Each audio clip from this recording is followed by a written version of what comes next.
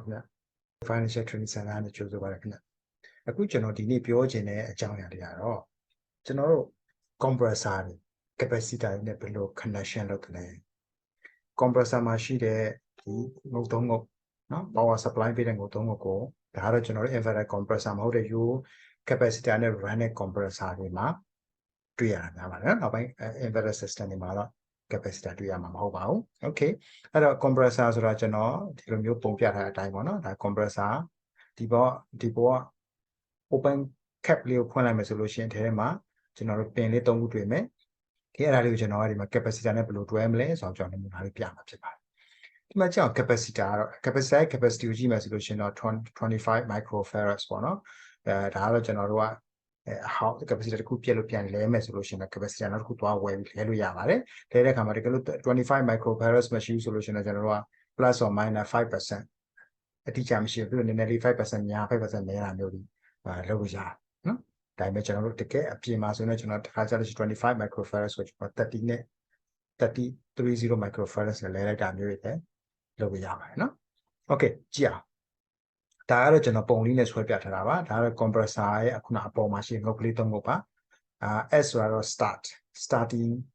wire တွင်းတဲ့နေရာ C ဆိုတော့ common ပေါ့နော် common wire သွားတဲ့ neutral wire သွားတဲ့နေရာ run ဆိုတာကတော့ run wire သွားတဲ့နေရာပေါ့ဗျာတကယ်လို့အပြင်မှာကျတော့ကျွန်တော် set ဟောင်းလို့ပြင်တဲ့အခါမှာဘယ် wire တွေလောင်သွားပြီဆိုလို့ရှိရင်ဘယ်ဟာကwire တွေဟောင်းသွားပြီဆိုလို့ရှိရင်ပေါ့နော်ဘယ်ဟာက start ဘယ်ဟာ common ဘယ်ဟာ run ဆိုတာကိုကျွန်တော်ကောင်းကောင်းမသိတော့မသိတဲ့အခါမှာကျွန်တော်လုပ်တဲ့နည်းလေးကတော့ဒါကျွန်တော်တို့ multimeter လို့ခေါ်တဲ့ကျွန်တော်တို့ voltage တွေနော် ohm တွေ ampere တိုင်းလို့ရတဲ့ multimeter လေးတွေရှိမယ်အဲ့ multimeter လေးတွေကျွန်တော်တို့ကဒါ multimeter ဒီပုံစံမျိုးရှိနိုင်ပါနော် multimeter လေးမှာကြိုးလေးဒီလိုနှစ်ချောင်းရှိတယ်အနီကိုနီမှာပြောလိုက် okay ဒီနှစ်ခုမှာဥမာဆိုပါဆို ohm နဲ့ common ကိုထားပြီးတော့ကျွန်တော်တို့သွားပြီးတော့ဒီတန်လေးကိုကြာကျွန်တော်ဒီ ohm ဆိုတဲ့ omega ပုံစံလေးနော်ဒီလို omega ဆိုတဲ့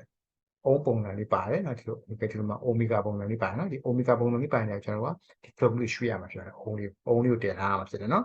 ohm ကိုတိုင်းမယ်ဆို ohm voltage ကိုတိုင်းမယ်ဆို voltage quantity တိုင်းမယ်ဆို quantity ပေါ့နော်အခုကကျွန်တော်တို့ ohm ကိုရွှေ့တာ ohm လေးရွှေ့ပြီးကျွန်တော်ဒီ wire လေးကျိုးနှစ်ချောင်းဒီမှာတက်လိုက်မယ်net ကိုနဲ့နေရာနီးနေရာတက်လိုက်ပြီးတော့ကျွန်တော်ဘာလုပ်မလဲငုတ်သုံးငုတ်ကိုကျွန်တော်လှည့်ပတ်တိုင်းမယ်နှစ်ငုတ်လှည့်ပတ်တိုင်းလက်ပတ်တိုင်းတဲ့အခါမှာကျွန်တော်တို့အမြဲတမ်းထားမှာနှစ်ငုတ်တိုင်းတဲ့အခါမှာအများဆုံးအုံးအရေအတွက်ပြတဲ့ငုတ်နှစ်ငုတ်ဒီ start နဲ့ run မယ် okay အဲ့တော့ကျွန်တော်တို့တိုင်းကြည့်လိုက်မယ်ဥပမာကျွန်တော်ဒီနှစ်ငုတ်ကိုတိုင်းလိုက်တဲ့10 ohm ရတယ်ဒီနှစ်ငုတ်ကိုတိုင်းတဲ့အခါမှာကျွန်တော်6 ohm ရတယ်ဒီနှစ်ငုတ်တိုင်းတဲ့အခါမှာ4 ohm ရတယ်ဆိုလို့ရှိရင်ဒီနှစ်ငုတ်ကအများဆုံးဖြစ်တယ်အဲ့အများဆုံးတိုင်းရနှစ်ငုတ်ဒီ start နဲ့ run မယ်ဒါပေမဲ့ဘယ်ကောင် start ဘယ်ကောင် run လဲကျွန်တော်မသိသေးရင်ကျွန်တော်ဘာလုပ်မလဲသူနှစ်ငုတ်ရဲ့သူနှစ်ငုတ်ကအများဆုံးဆိုရင်ကျန်တဲ့ငုတ်တစ်ငုတ်ဒီ common ပေါ့ common ခေဒါကို common C လို့ကျွန်တော်သတ်မှတ်လိုက် C ကိုပုံထားပြီးတော့ကျွန်တော်တိုင်းမယ် C နဲ့ဒီငုတ်နဲ့တိုင်းမယ်6 ohm ရတယ်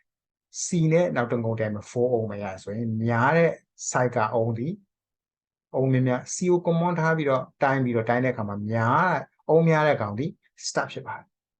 ohm နည်းတဲ့ကောင်ဒီ run ဖြစ်ပါတယ်အမြဲတမ်းသိရမှာကဒီ C နဲ့ run ကြမှာရတဲ့ ohm နဲ့ C နဲ့ start ကြမှာရတဲ့ ohm နှစ်ခုပေါင်းခြင်းဟာဒီနှစ်ခုပေါင်းခြင်းနဲ့များသွားပြီးညီနေတာတွေ့ရပါတယ် okay ပြန်ပြောမယ်ကျွန်တော်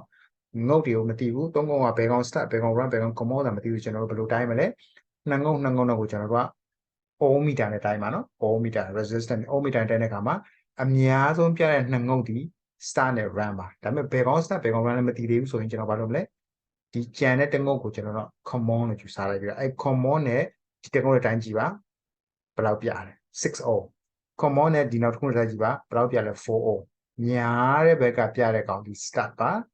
နည်းတဲ့ ohm ပြတဲ့ဘက်ဒီ run ပါ okay ဒါဆိုရင် start run common ရပါမယ်နော်ဒါဆိုရင် start run common ကိုသိသွားပြီဆိုရင်ကျွန်တော်ဒီ capacitor နဲ့ဘယ်လို join မလဲကျွန်တော်ဒီမှာနည်းနည်းလေး diagram လေးကျွန်တော်ဆွဲပြထားနော် okay ဒါတော့ S ဆိုတော့ start R ဆိုတော့ run C ဆိုတာ common L ဆိုတာက live wire ဆိုတာကကျွန်တော်တက်လိုက်တဲ့ wire ပေါ့နော် test pin နဲ့ sign ပြီးပြရ wire live wire ဆိုရဲ N ကတော့ neutral ပေါ့နော်ခေကြည့်အောင်ကျွန်တော်ဒါ single phase compressor live wire လာတဲ့ wire ကိုဘယ်လိုသွားမလဲ capacitor မှာနှစ်အုပ်စုရှိတယ်ပထမတစ်အုပ်စုလေးကိုဝင်မယ်အဲ့ အုပ်စုကပဲပြန်ထွက်တဲ့ကောင်ဘယ်လိုသွားမလဲကျွန်တော်တို့က run ကိုသွားတွေ့ရမှာဖြစ်ပါရပြီနော် live wire လာတယ်ပထမဆုံးကျွန်တော်တို့ဘာလုပ်မလဲတငုတ်ကိုဝင်မယ်အဲ့ငုတ်ကပဲနော်ထွက်တဲ့ကောင်ဘယ်လိုသွားမလဲ run ဆိုတဲ့ compressor ရဲ့ run ကိုသွားပြီးတော့မှချိန်မှာဖြစ်ပါတယ်အဲ့ဒီ capacitor ရဲ့ဒုတိယအုပ်စုကထွက်တဲ့ wire ကိုတော့ start ကိုသွားပြီးတော့ချိန်မှာဖြစ်ပါ okay နောက်တစ်ခု neutral wire ချန်တယ်အဲ့ဒါတော့ကျွန်တော်ဘယ်လိုသွားချိန်မလဲ